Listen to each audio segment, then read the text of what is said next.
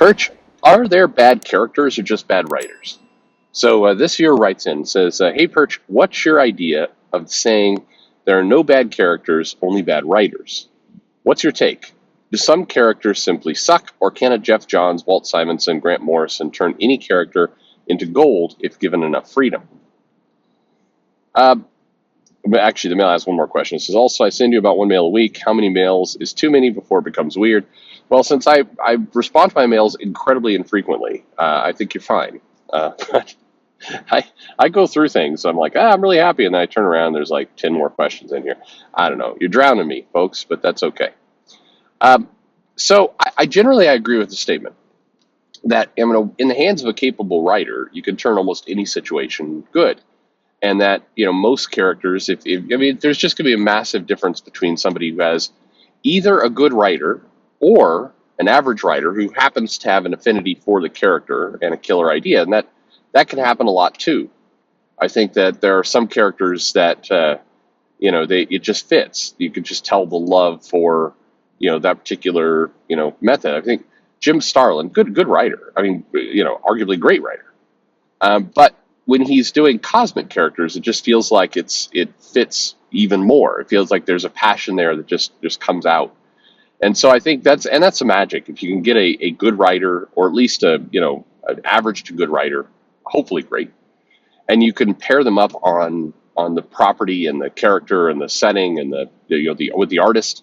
If you could do those things and you're really good at it, and then you make money, and it feels natural. It feels like art, cliche, but it feels wonderful. And I think that's where editorial, in my mind at least, has fallen short in a lot of recent days. Is that you don't see that kind of pairing. You see, I don't know, decisions get made for different reasons, but you don't see that same kind of artfully love crafting, putting creative teams on books. But that said, I think there are characters who maybe not bad, but limited is maybe the better way to put it. So, for example, Gnort, fine character, anything else, but there's less you can do with that character, even in the hands of an amazing writer, just by the nature of how the character's been written, everything else. So I at least adhere to the principle of, you cannot violate what came before. So if a character has been shaped by a writer as maybe more comedic, then you can't have a writer come in and ignore all that, blow all that away, and say, nope, we're going to do a dark and gritty take, and we're going to completely forget that. No, the character's personality has been set. If you want to move away from that, you need to tell the story of how. If suddenly you have Blue Beetle and Booster Gold, and I think they're great characters, by the way, but they need to be written in line with who they are. Booster Gold's more depressed take, more I'm manic and breaking down, and Heroes in Crisis felt off.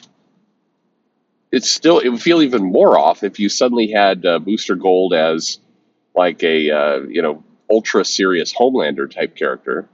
It would be weird.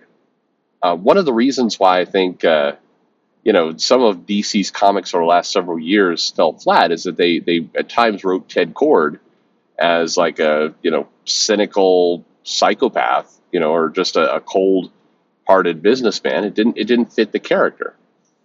And so I think in that case, it's not necessarily there are bad characters, but there are bad situations for those characters to be in.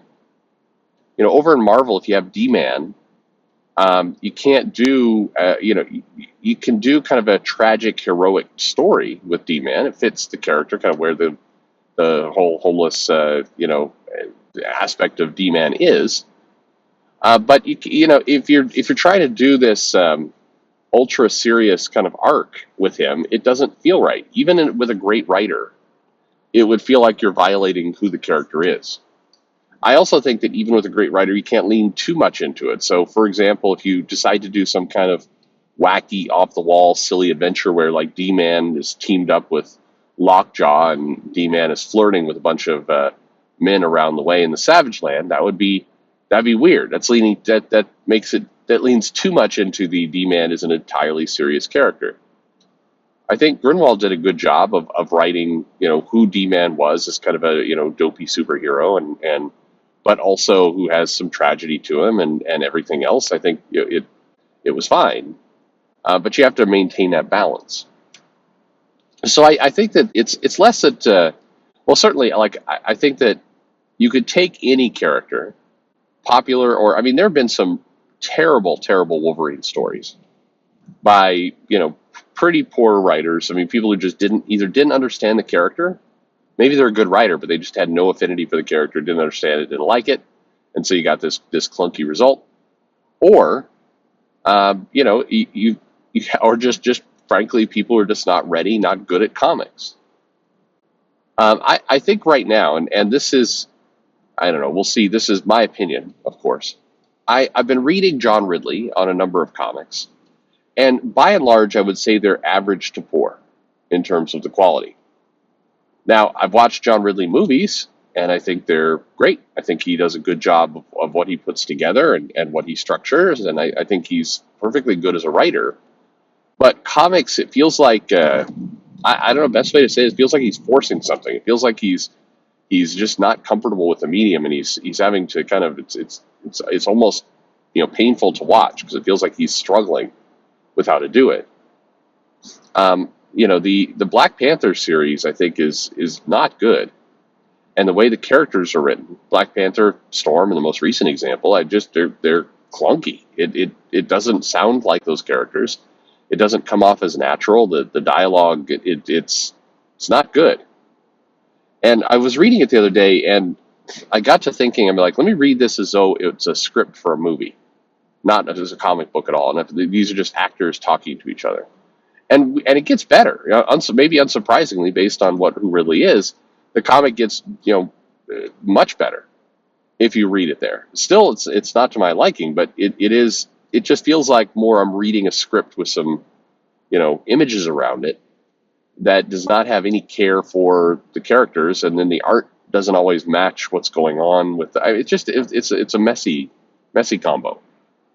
But I think you can have writers who are good in one field not do well in comics for sure. I think the biggest tackle. Let's ignore the fact for a moment that there are just some writers out there who are not ready for prime time, shouldn't be doing this, just not great. You can get very clunky results with writers who just are not connected to the material. I think we've seen examples of that pretty much all over. So you can take a great character, you could saddle them with a writer who doesn't like it, and you get a bad result. I think you could take a writer who's trying to make it. I mean, look, the Gabby Rivera America series, for all the commentary that got and all of all the material around it. At the end of the day, if you read that comic, it's not a good story. It's just not written well. As a result, the main character suffers significantly. It's because because it doesn't because the story is clunky, because the dialogue is clunky, because the setting doesn't work, because the panels at times go nonsensically from one to the other.